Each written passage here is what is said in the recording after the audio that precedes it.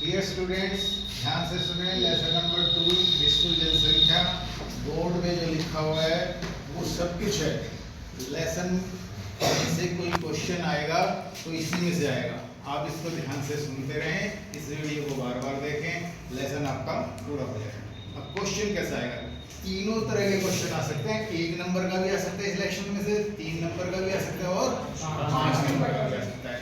आपको जैसे जैसे लेसन आगे बढ़ेगा मैं बता दूंगा कि कौन सा क्वेश्चन किस मार्क्स का आ सकता है। सबसे पहले विश्व जनसंख्या। अब इसके 3 पॉइंट है। पहले देखें विश्व जनसंख्या, जनसंख्या वितरण, जनसंख्या घनत्व, जनसंख्या वृद्धि। अब पहले जनसंख्या वितरण किसे कहते हैं? भूपृष्ठ पर लोगों के वितरण को जनसंख्या घनत्व कहते हैं। बहुत बार ऐसा होता है जनसंख्या वितरण कहते हैं, जनसंख्या घनत्व पूछता है। ठीक है, ये हम याद कर लेते हैं, पर एक आसान सी परिभाषा हम याद नहीं करते जनसंख्या वितरण, तो इसको आप जरूर याद रखें। भूपृष्ठ पर लोगों के वितरण को जनसंख्या वितरण कहते हैं। विस्तार को, कैसे लोग रहते हैं, कहाँ लोग रहते हैं। ठीक है।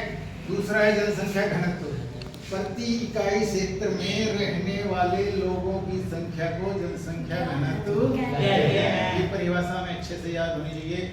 ऑब्जेक्टिव टाइप में अगर आएगा तो इसका फॉर्मूला भी आ सकता है। मान लो इनमें से कोई एक कॉलम वो छोड़ दे आपको, ठीक है, 4 ऑप्शन दे और वो नीचे भरे। जनसंख्या घनत्व बराबर है कुल जनसंख्या बटे कुल क्षेत्रफल।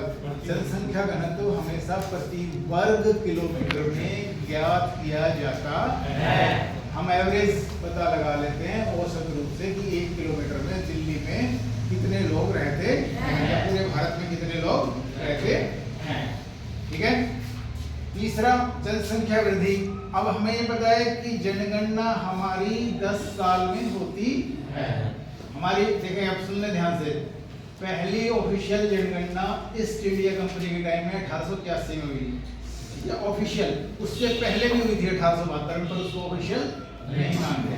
1881 से ऑनवर्ड्स हमारी जनगणना लगातार 10 सालों के अंतराल के बाद होती आ रही है। 1891, 1901, 1911 इत्यादि इत्यादि। फिर रुकी कहाँ पे?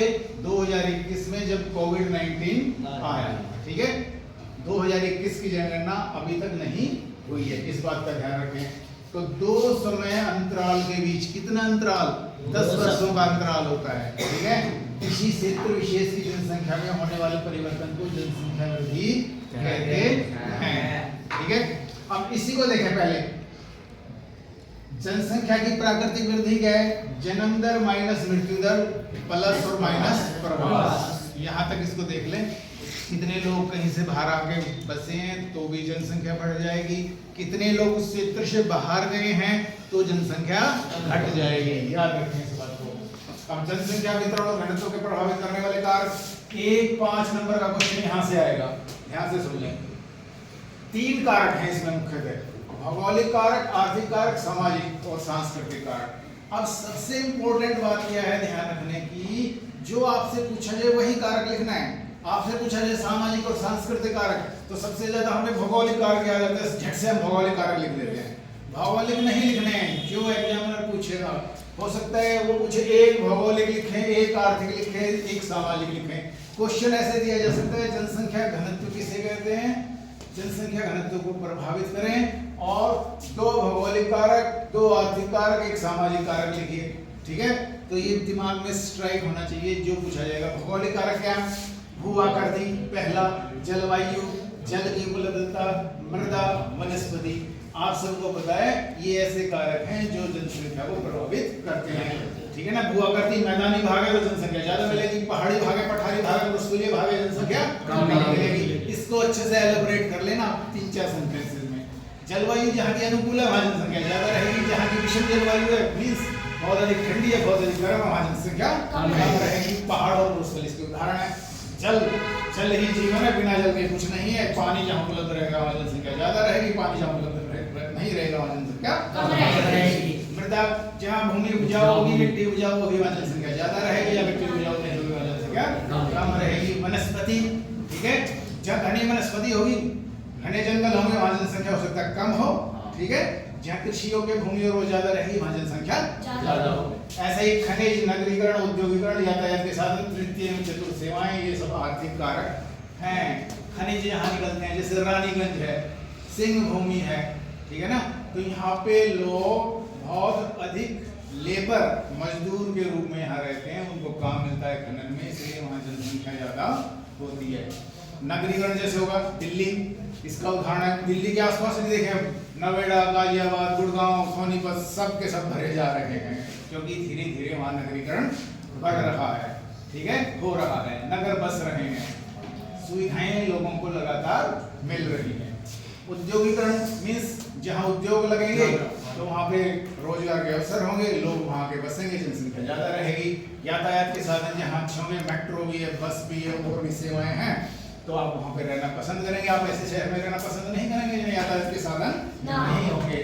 तृतीय और चतुर्थ क्रियाएं मीन्स जहाँ पे शिक्षा अच्छी है, स्वास्थ्य सुविधाएं अच्छी हैं, बैंकिंग अच्छी है, और जितनी भी सुविधाएं वो बढ़िया हैं।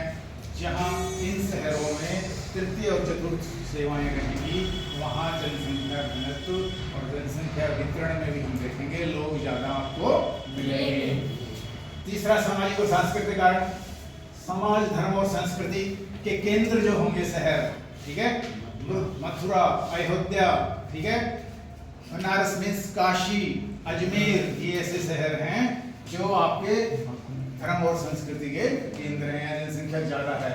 धार्मिक महत्व जिनका ज्यादा है, अयोध्या का बहुत धार्मिक महत्व है, और देखें आप कितनी भीड़ रहती है ना, प्रयागराज सबसे बड़ा उदाहरण, तीर्थों का राजा जिसको कहा गया है। सामाजिक शांति जहाँ रहेगी, लड़ाई झगड़ा नहीं होगा, लोग आपस में मिल के रहेंगे, वहाँ जनसंख्या ज्यादा रहेगी।